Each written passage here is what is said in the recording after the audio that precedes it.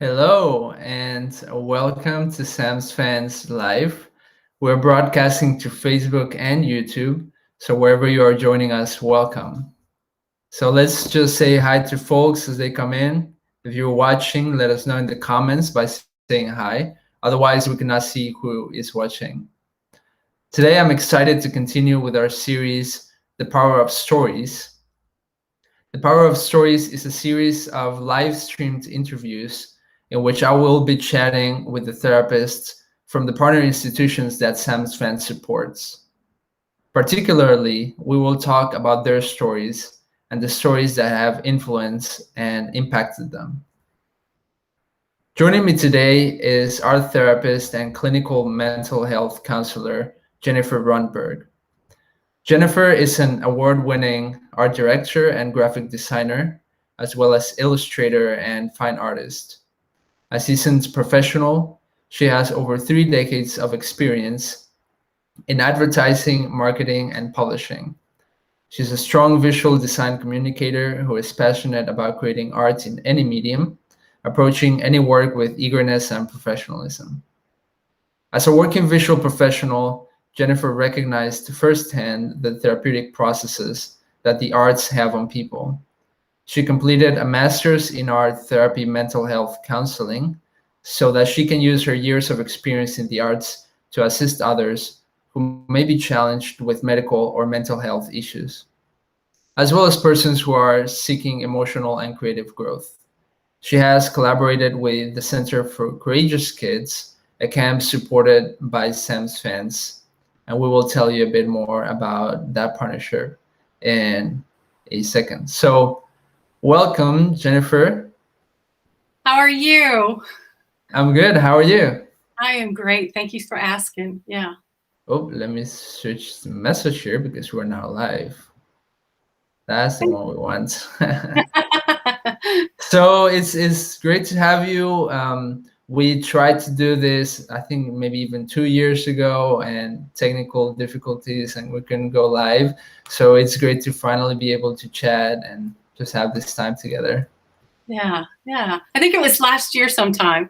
Yeah, So yeah, I'm glad this is working out now. for sure. And so, what have you been up to? So you're an art therapist. The last year has been crazy for everyone. So what does your life look like?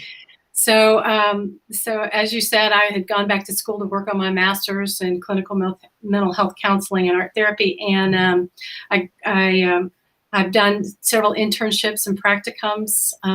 Obviously with CCK, which is my favorite, Center for Courageous Kids, and I'm now starting private practice with another woman. We generally working with pediatric clients.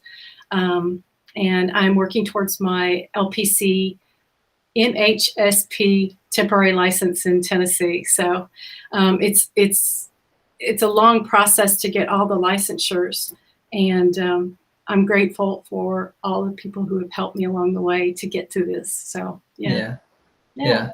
That's wonderful. And so, like I was saying, you have been involved with the Center for Courageous Kids, Mm-hmm. and I don't really remember when Sam's Fans started supporting this center, but I was wondering if you could tell us a little bit about the center and what you have done with them.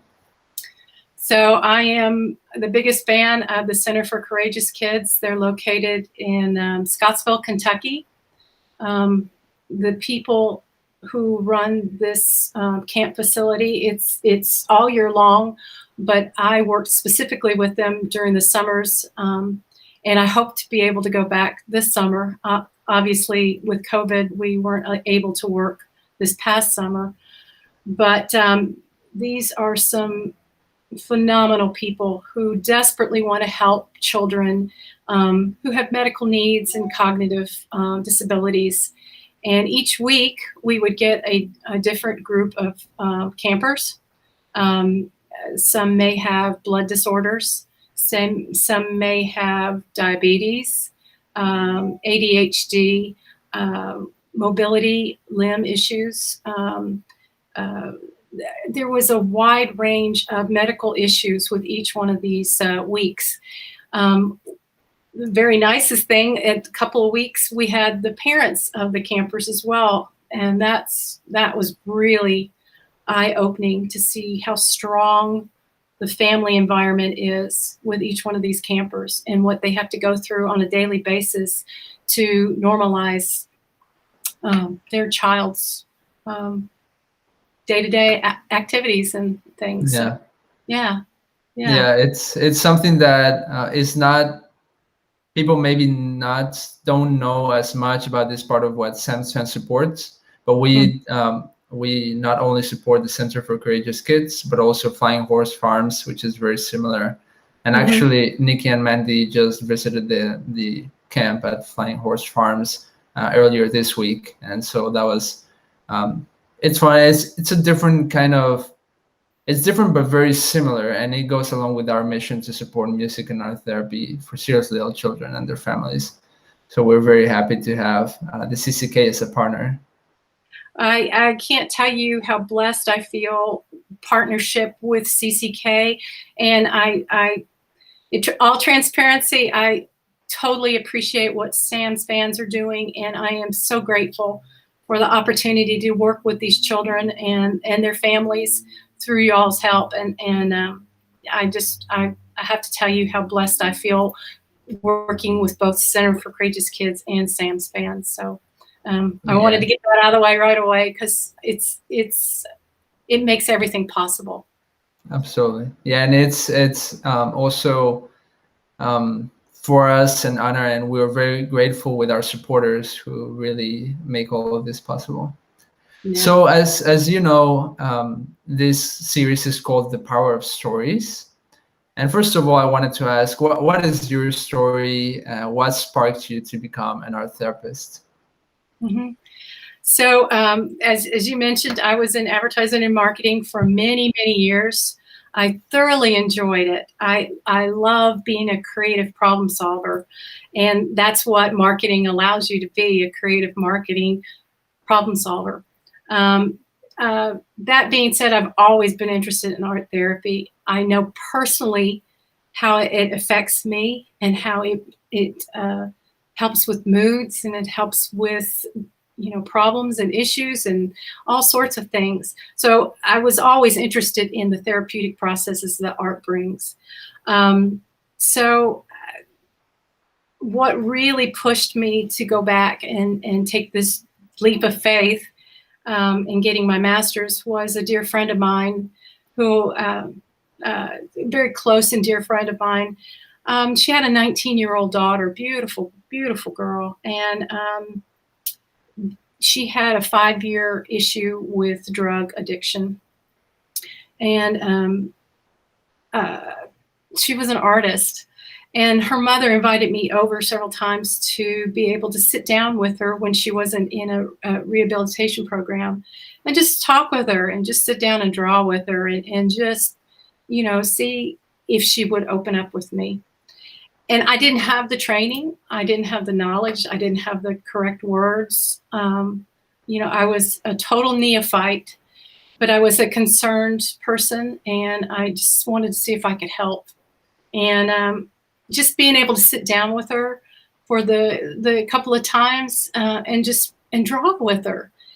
And I truly believe that you give somebody a crayon or a pencil or clay or something to that nature, and you've already opened up some of the layers that you probably have to work really hard to get through with just talk therapy. So, we're both drawing and we're sitting at our kitchen counter, and she opens up, and I'm so honored that she opened up with her story. And it was a difficult story, and it opened up why I was interested in art therapy. And she was an amazing girl, an amazing family, and I know how hard that was a fight.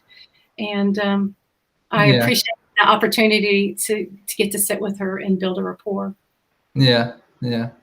So that to me shows how, even if you're not an art therapist or if you're not a music therapist, this is something that can still be a way and a channel to have conversations and have connections. And of course, as art therapist and music therapist, you do take that additional step to make sure that you're using it in a meaningful way. But that does not mean that other people cannot sit down and draw with somebody to talk about what's going on in their lives, right? Sure. I again, being a neophyte, at that time, I had no idea what I was doing. But with my program, in my master's program, my professors were amazing, and they illustrated to me the correct words, the correct, thank you, Nikki, the correct words, the knowledge behind what we were doing, because, you can sit there and draw, but is it beneficial? Is it an intervention? Are you building rapport? Are you understanding the story that the person beside you, the client, are you understanding what she's trying to convey to you? And a lot of times when you're sitting there and you've got a crayon, or you're pounding on a piece of clay, or you're making something with yarn and twigs or whatever, if you don't understand where they're coming from, it's very hard to understand what they're communicating. So, yeah. No, I totally agree. So what, I'm curious, I asked this question to my guest, and it's a bit of a small tangent. So what would be one story, real or fictional, that has influenced you? I can name several. And they work with the center, because they opened up such an avenue for me to work with so many different types of people. One that's dearest to my heart and is an adolescent that I worked with during the week of pediatric pain, and they're a very strong and beautiful community of people. And we had an art intervention just for the adolescents at night, and I asked them to convey to all of us their story and how they're dealing with their different types of pediatric pain. And within that story, I had a circular frame for each one of their pieces. They were long, elongated triangle shapes, and there was a circle around it. And I asked, when they finished their story that was painted on these triangles, to go up and put their handprint on the frame to signify their strength in numbers, their community. And one of the campers was so open to relaying his story and how he found out his diagnosis and the changes in his life. And it was such a meaningful story to me. It's humbling that somebody would open up like that. And it meant an awful lot to me. And I think that it meant a lot to the other campers, because they could so relate to his story. Each one of them's different. They each found out their diagnosis in a different manner, and each one of them deal with it differently. So, he was an amazing person. And my professors used to say it's an aha moment. And it was definitively an aha moment for me. It meant so much to me that he was able to open up and to convey what had happened, what had transpired, and be able to sit back and say, this is my story, and I've painted it out, and here, everybody else, look at this, May I convey another story? Yeah, well, I just wanted to say how that story made me think about how much courage you need to have to share your story, and how that courage to be vulnerable is maybe one of the reasons why we resonate with stories, right? Because we see the other for who they are and how they relate, what they're about, right? So maybe that's part of the power of stories, and so that's what came to my mind. Absolutely. And the storytelling is so much easier, I think, on some of the levels using art as the tool, because sometimes you just don't have the right words to say, I hurt, or I don't know what's wrong with me, or help, or whatever. And to be able to pick up a tool, a crayon, a marker, a paintbrush, uh, anything really that you can mold your ideas in and be able to share it with somebody who understands, Yeah. it's amazing. It Yeah. truly Yeah. is.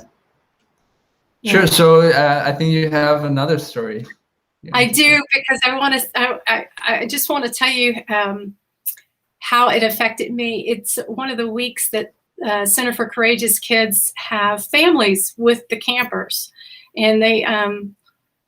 What struck me so about this young woman and her father was that they came into the art room, and we had an intervention on being able to accept that we don't have control over everything. And obviously these campers dealing with all these medical issues and not knowing, there isn't any certainty. They have to accept that they don't have control over all of these things, as well as the family members who are caretakers. So this father came in with his daughter, and they were working on an intervention where it was pour painting. And I don't know if you know about pour painting, but you really have no control over it. You have very, very thin acrylic paint that you're pouring over tiles or canvases or worry rocks or coping tools of some sort. And to be able to see how they work together as one person, because she had no ability to move her hands or anything like that.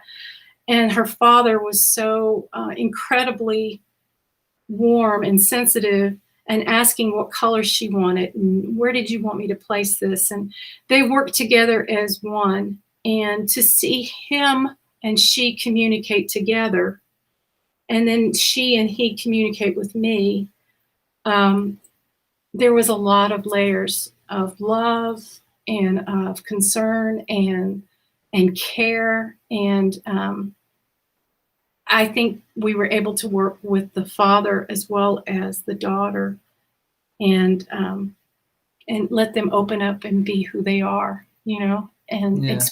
express what they wanted to say. And it was lovely to see their communication. Hmm. I love that. Yeah, And that also shows how when you're working with children, you're not just working with children, right? You're also working with their families. And absolutely.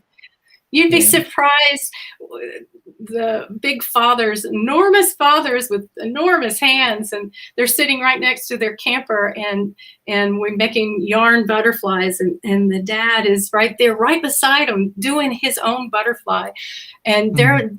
they're getting a kick out of it just as much as the camper is. So Yeah. yeah, we're communicating with the family as well as the children. Yeah. Yeah. Yeah. And I think that's so important because um, a diagnosis, right? A medical diagnosis for a kid obviously takes a big toll on the parents. And then Yeah. it's so almost like it can become like a cycle where the parents maybe rightly so have these feelings that maybe they don't know how to control or what to do with them. And Absolutely. then for the kids seeing their parents being Hmm. wrapped up in these feelings can lead to even worse physical symptoms, right? Like it's this mind body connection, how we Yes. feel, how our mental health also affects our physical health. Absolutely. I very much believe in a holistic healthcare. The body and the mind work together. And the dynamics in the family, as well as the camper or the client, the child that has the medical needs. Yeah, there's a lot of wear and tear on everybody. But if they're able to express themselves and to be heard, I think that's an important part of it, is to be heard.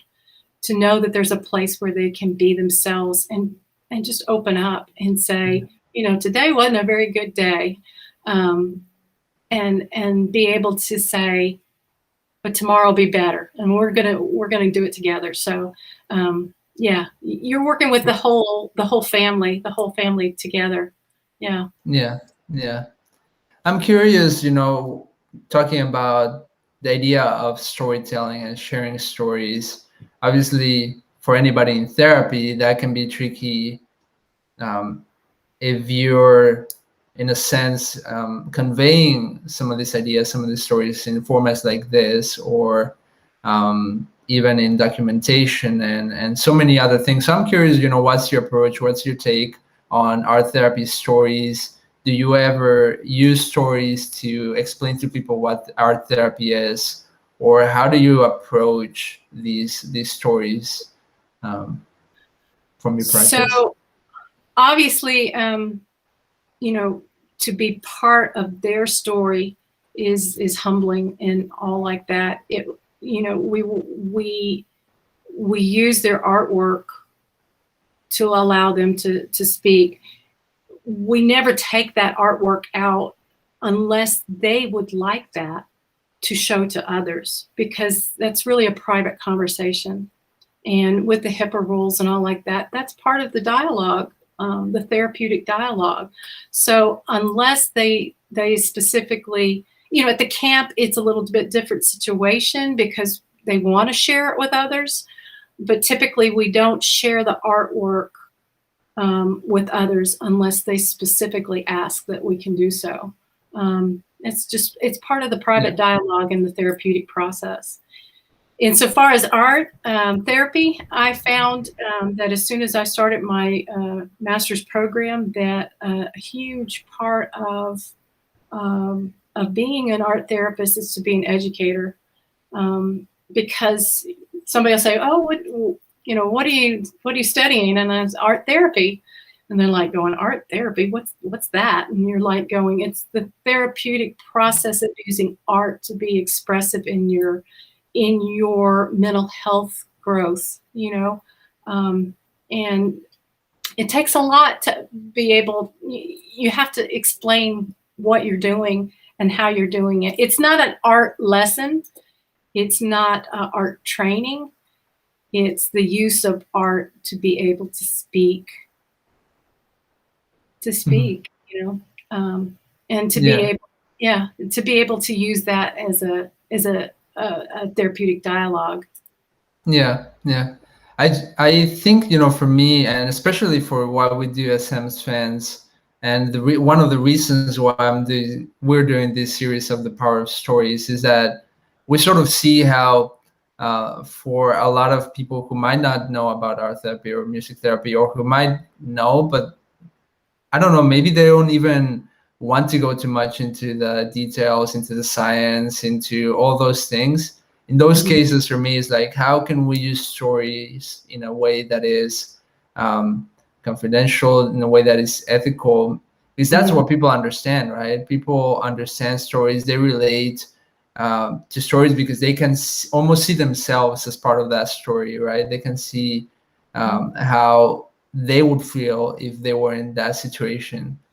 And to me, that's what really has a lot of power. So it's kind of a tricky balance, right? You want to, of course, above everything else is the needs of the client or of the patient, and to keeping them safe. But then how do you advocate? What's the balance with that, right? So Right. yeah. It is, you're allowing a space for them to grow, to work through issues, to work out thoughts and concerns and all like that. And so that's a very private, you don't typically broadcast it or anything like that. That's their private conversation. That's their private space. And as an art therapist, as any type of therapist, we're trying to build a positive rapport, a safe space that they feel comfortable in being themselves and being transparent and allowing their story to come out. So yeah, Definitely. I think that's where, that not exactly understanding what art therapy is and what it does. You have to be able to say, phenomenal people we're working with, and they have great stories, but it is their story and they have to share it, not me. Yeah. Yeah.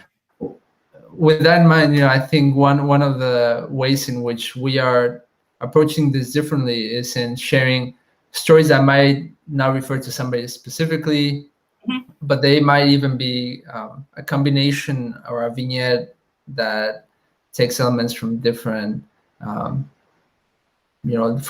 the experience of the therapist. So I don't know if you maybe have one other story prepared, or So, so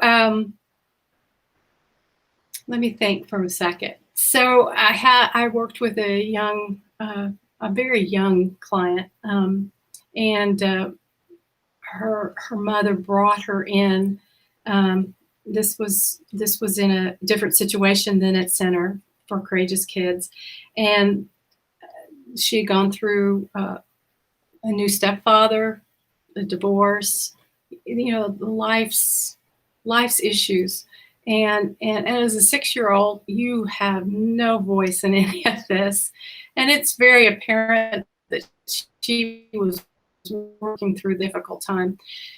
That being said, she didn't want to leave her mother ever. And when it came time for bedtime, she wasn't leaving. And so they had a difficult time asking her to go to her room and sleeping in there, because eventually she'd work way back and all like that. So with art therapy, we were able to talk to her, or talk with her, because obviously she's an important aspect of our conversation. What are you worried about? Are you worried that mom's not going to be there? What are our issues here? So we drew a lot of pictures of bedrooms, her bedroom, and what she might be afraid of in the room. And then we drew pictures of her mom and her stepfather, and talked about, the quality of people they were, and that they were going to be there to help her anytime she needed it. And then we talked about, worries. And so we made worry dolls to slip under her pillow. We also painted a pillowcase that allowed her to say, I'm worried about this, but no more. Everything's okay. So we worked through her issues of, mom may not be there. I have to sleep with her in order to make sure that she stays here. And it was a process, but she was a beautiful, beautiful person. And the family with the new stepfather was amazing. They were so positive, and the dynamics were so, they allowed for her to process all of this. And that's an important aspect, that there's a positive aspect of the family that's part of the therapeutic process. Yeah. It's wonderful. Yeah, that was fun. That was yeah. Thank you for sharing that story. And now I'm thinking, as you shared these 3 stories, I don't even remember how many different kinds of interventions and therapeutic or art processes you mentioned. So you mentioned like drawing, yarn, the worry dolls, pillows, the what is it called, the one with the paint that you cannot control? Oh, the pour painting. Pour painting. And then the one with the adolescents that you first shared. Does that one have a name? What we just called it, it was kind of like a community puzzle, to be honest, because each one of those people were part of the overall community. And so each one, at the very end, when we were processing the intervention, each one of them put their piece of the community in the circle. And we talked about strength and community and individualism and resilience, because each one of them were so resilient with their medical issues. And Yeah. yeah, so Yeah. yeah, that was very, that will be something that I will remember always. Hmm. And that's really really awesome and enlightening how creative you can be. And so I'm a music therapist, right? And Mhm. obviously I know about our therapy, but I don't know all the ins and outs. So um, hearing about all these different ways of engaging with art, and also through a lot of the partners that we support who are art therapists, I also hear about the interventions all the time, and it's fun, you know. And um, I'm almost thinking now, like, how can I even, I know I'm not an art therapist, but how can I also use a bit of the visual art within music therapy? Because I think there's a lot of overlapping creativity and in the ways that we engage with art, right? With this Absolutely. therapy. Yeah, at the Center for Courageous Kids, we have a music therapist as well, and she and I work together a lot. Um, Especially the first year that we were together, we had long murals that allowed for multiple hands at the same time, and afterwards, and we coupled that with music and the expression of music, and it was wonderful. And she's a very talented person. Yeah, Yeah, I love yeah, that. yeah. I should have asked at the beginning how many stories you actually have prepared, so I apologize about that. That's okay. It's all right. No, it's fine. Where did we cover the ones you had in mind? Yes, Yeah. but I can give you some more if you. Well, I think we're kind of winding down, but I would be curious if anybody's watching about any comments or questions they might have. Um, yeah, and I don't know,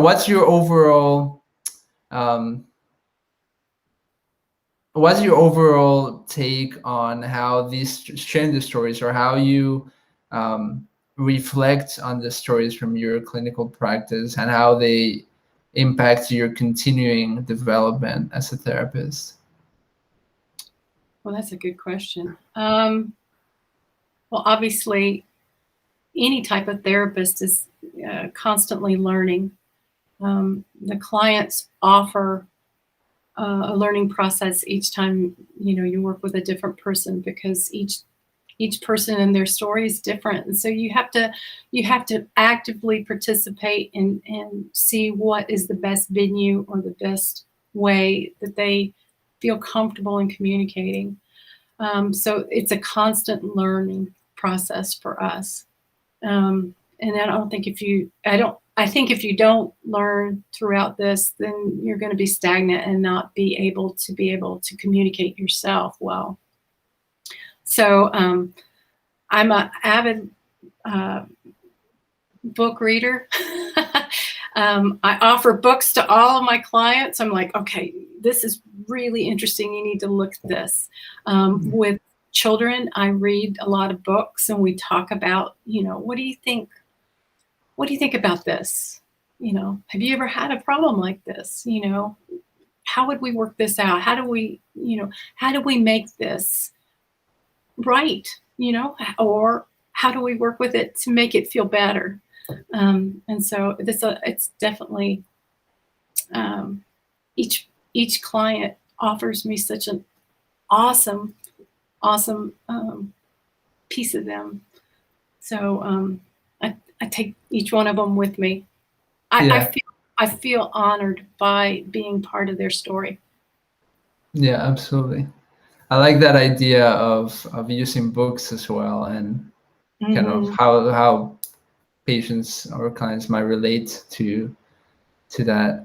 Um, so yeah, well, those were sort of the questions I had. I'm so grateful that you shared these stories with us, and it's for me an honor to do this series where I get to talk to so many therapists, and a very very few of the stories that they hold, because as therapists, I'm sure each one of you has dozens or hundreds of stories that impact you. So I'm very honored to get a small taste of that.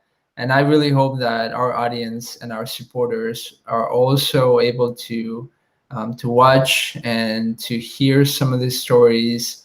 And we're just really so grateful to them, also because they are part of this story. You know, the thing with this series that really inspired is Nikki's story, right? Because Sam's Fans started because of a story, and it is really my honor to have you today chatting with us.